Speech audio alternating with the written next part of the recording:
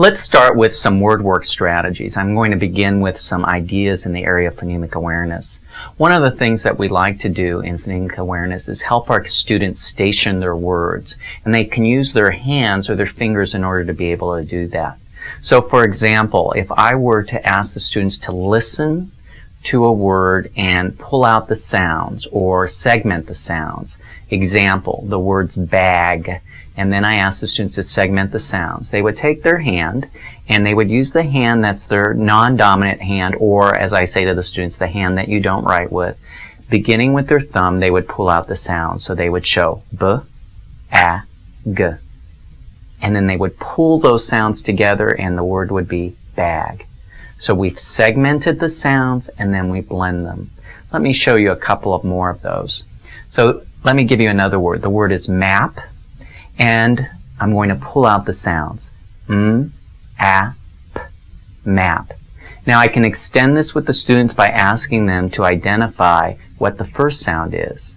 And if they're not sure, I can point to my finger or have them point to their own finger and they can say and I can ask them what the last sound is, p, and what the middle sound is, a. So we're working on the sequence required in phonemic awareness work. Remember, what we're doing is we're stationing our sounds by using our fingers, always beginning with our thumb. Let me show you how that routine would work with students. So let's just start by going through the routine as if you were the student. So my word is map, and I'd ask the students to repeat. So they've said the word map. Then I would put that word in a sentence because I want them to have some vocabulary understanding of the word. We were drawing a map in class to show us where we were going. The students would repeat that sentence. After they repeated the sentence, then I'd actually invisibly would throw out the word map as if I were throwing a ball to them. They would catch that word in their non-dominant hand or the hand that they don't write with, and they place their elbow on the table. That way they're stationing themselves. Their other hand is available for either writing or using magnetic letters if we took this into phonics. But since we don't have any visuals yet, we'll just start by pulling out the sounds again. M, a, p, map. Now I'm doing that with you. What I would want is the students to pull out those sounds, and I'm going to be listening for any errors, any repetitions I might do with the students. Okay, let's take one more. The word is pan. Student repeats. I use it in a sentence. I was cooking with a pan. The student repeats the sentence. I throw out the word pan. The student catches that word in their non-dominant hand and pulls out the sounds. P, a, n. Pan. So the students have that word. Now that is phonemic awareness. Phonemic awareness, again, is the identification and manipulations of sounds in words. It's auditory and oral, but no visual. But now we can actually extend this phonemic awareness and move it into phonics and what we would consider spelling by actually doing the same procedure.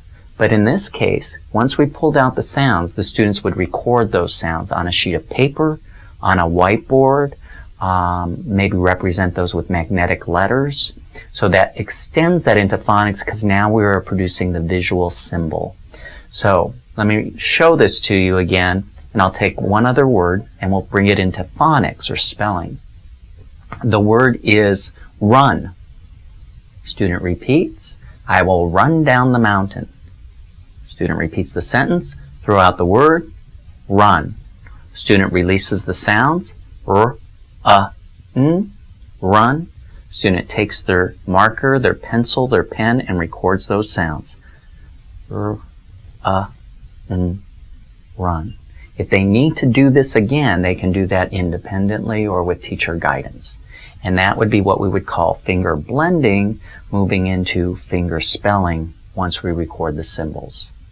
That's one way of using physical response to help students with sound and sound symbol relationships as we begin to identify, segment, and blend sounds into words.